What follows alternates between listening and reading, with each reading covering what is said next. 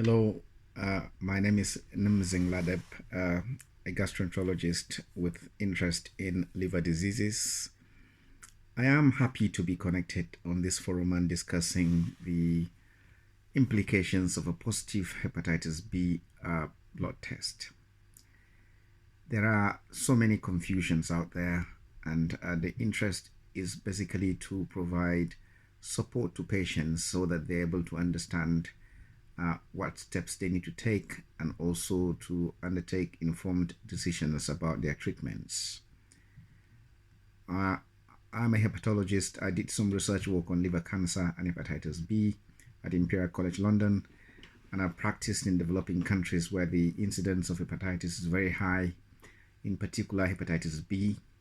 In some countries, the incidence is almost as high as 1 in 5, and thus it demands a lot of attention.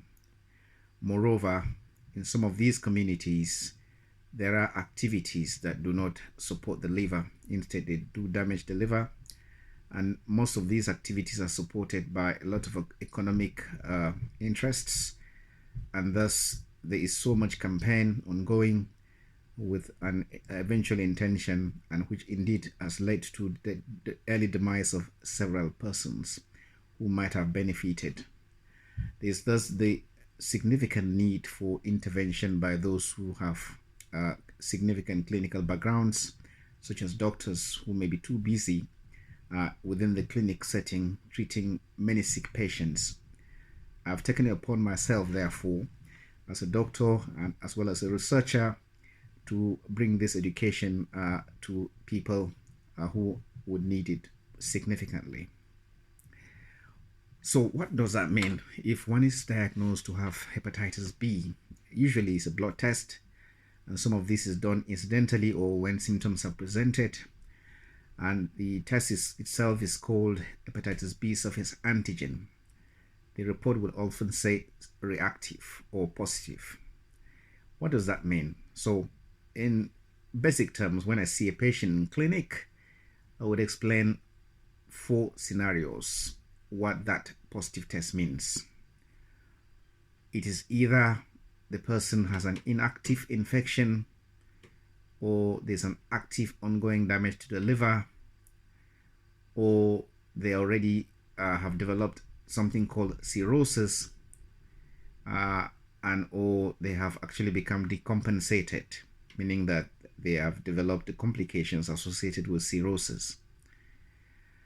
Now, the stage at which lots of things can happen and there is potential treatment would be from the stage of inactive disease to early cirrhosis, at which point some reversibility is very likely.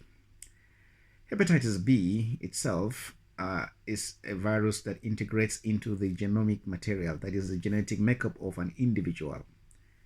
And what that means is that it uses the resources of the individual to produce itself.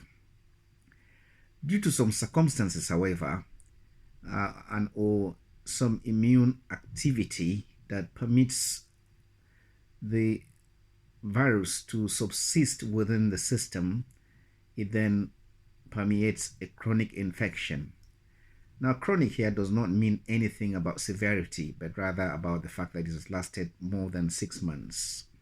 Acute infection, on the other hand, means infection lasting less than 6 months. Now, the category of people that I'm particularly addressing by this would be those who have inactive infection. These are the people who are mostly agitated because when they go to the doctor, they are told that they are not yet for treatment. And they wonder why this is the case and have actually resorted to many other alternatives, including traditional medications, because they want to rid themselves of this infection. Maybe because of the stigma that they think is linked to the infection, and or the fact that they want to pacify their minds that they no longer have the infection. And some false claims by traditional concoctions believe that they have cure for this condition, and indeed they have actually deceived many, and some of whom may actually have cleared their virus by themselves uh, have actually yielded to the complications of these so-called treatments.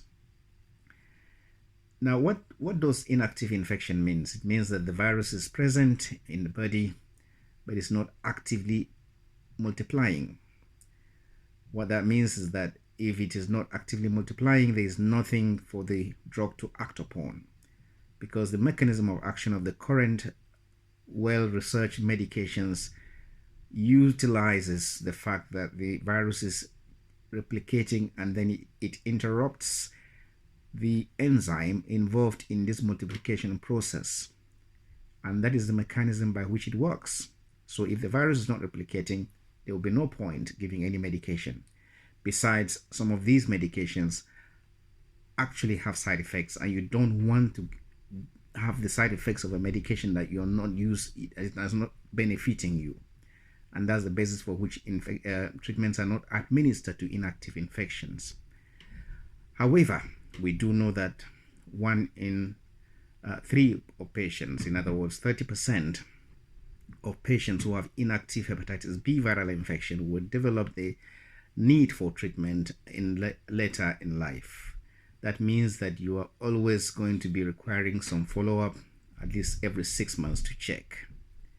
What do doctors look for? They look for changes in liver enzymes, which indicates damage ongoing, and also monitor the viral count, something known as the viral load. Now that will provide information to the doctor about your need for treatment, at which point you are then placed on treatment. As at now, 2020, there is no cure for hepatitis B, but there is treatment available. The good news is that some people who have inactive infection may actually clear the virus by themselves. And that is not enormous, but it does happen. The additional information I'd like to give, such as to support you at this point, is the fact that when you are known to have an inactive infection, then I would advise for you to live a healthy lifestyle. There's a very low chance that you can transmit that infection to anyone, because the measure of danger of being able to transmit that infection is low. That doesn't mean that you should be involved in indiscriminate activities or use of unsterile instruments or donating blood. It, however, requires that you maintain a healthy lifestyle, exercise, eat well, a balanced diet preferably. Some people have resorted to believing that multivitamins do help. There's no clear evidence that this is the case. However, some of the multivitamins are very expensive, and instead of channeling your amount of money into multivitamins, then it is best to go on balanced diet. If you've got access to balanced diet, then you can go on to multivitamins. I hope this will help you.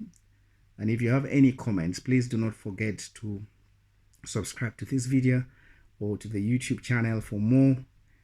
Or additionally, you might also send us comments. If you live in Nigeria or any other part of the world, there are many information available. We've got the Liver Health app as well as the Hepatitis Nigeria Network app, which you can download from the Google Play Store, and which would provide additional information for you. Thank you very much, and please do not forget to subscribe.